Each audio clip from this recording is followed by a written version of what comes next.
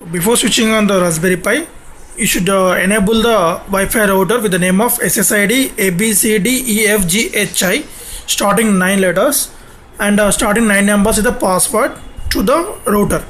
So then only switch on the Raspberry Pi, means the Raspberry Pi will automatically connected to the router. Through the router we should provide the internet also, so it will share the videos, and this light on the camera indicating the started working, means it started sharing one.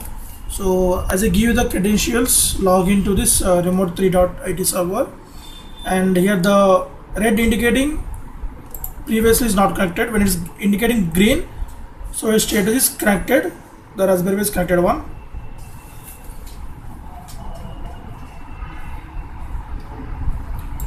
Okay, it will take some time. Yeah, it's updated here. It will take some time. The main device is updated one, but you got the updated live stream.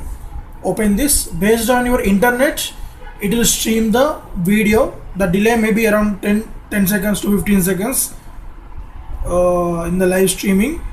It will get some delay. Right, so here I got the video. So you'll get the around of 10 seconds of delay. You can see that 10 to 15 seconds based on the internet speed.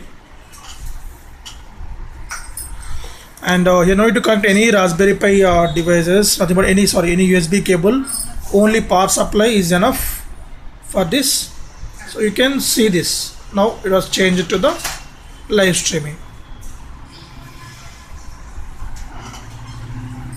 Okay, 10 to 15 seconds.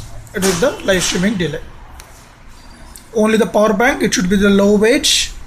And then after controlling of drone, as I said, from the RF. So the RF signal will be transmitted from the RF RC control and received by this Raspberry Pi, and motor controlling will be there here, and battery controlling should be done from this to the controlling section.